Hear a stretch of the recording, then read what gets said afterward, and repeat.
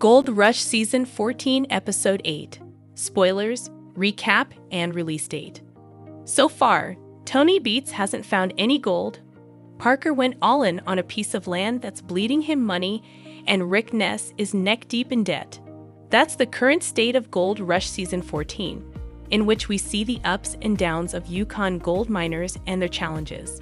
Old rivalries are gone, they are all seeking gold, they're trying to make ends meet, and, in the process, we see what goes on. In this last episode, as you will see from our recap with spoilers for context, there were a lot of hurdles and problems met by all the crews, and they all had their own ways of solving them. As the saying goes, there's more than one way to skin a cat, and in this episode, that saying fits the case just right. Recap. The episode kicks off with Tony Beats inspecting a beat-up, almost unsalvageable dredge machine. There's a lot of work to do, like electrical wiring, motors, sluice boxes, and the works. Tony and his crew are doing massive mining work with their mechanical shovels. But so far, he hasn't found a single gold nugget, and he must make at least 6,000 ounces to break even. The shaker wash plant needs reassembly, and that drains his budget even more. They carefully reassemble the shaker wash plant without many hassles. Now they assemble spray tubes, spring loads, and were taken through the entire process. One of Tony's workers is being lazy, so he sends him home without pay for the day after a little discussion. Tony Beats moves the shaker to the grounds and starts his operation. He needs to get some gold, or he'll be bankrupt.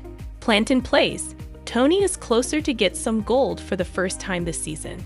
Then, the Yukon mining inspectors visit Tony to check on his workers' licenses and find some irregularities, and shut down his operations until his workers get all their paperwork in order.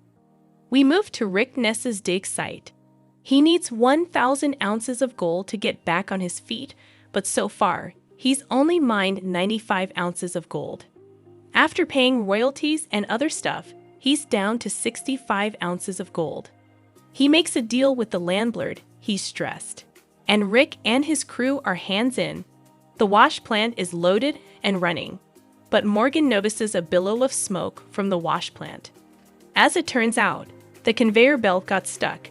It broke, and he needs to replace it. So the operation is halted. Rick is trying to fix it, and so is his crew. One of his employees drives to an abandoned wash plant nearby and see if he can salvage a conveyor belt while they get the new one to get the wash plant going. They do some tinkering and then make the belt fit. The wash plant will run slower, but that's better than nothing. The next day, Rick's wash plant feeder breaks down again, shutting down all the gold operations. There's too much load on the wash plant, and a huge rock made the plant get stuck. But the rock has gold nuggets in it. They fix it, and they're back in action. These stops hamper Rick's capacity to pay his debts by the end of the week to his landlord. We move to Parker Schnibble's camp. He bought a $15 million plot of land, and he's short a couple of thousand ounces of gold to break even and start making profits. He confesses he's stressed about it. The excavators are working. His crew is tired. And the wash plant and sluicing operation are not all capacity because there's a lot of bedrock trapping rock. And it's going to be a difficult decision to dig deeper. If he loses 30% in that gold cut, he loses $1 million, and that's something he can't afford. The washed plant works at full speed, and the crew keeps digging. Then, one of the excavators has a sprocket malfunction, and it needs to get it fixed. So that means Parker will be one excavator short for a couple of days while they repair the machine.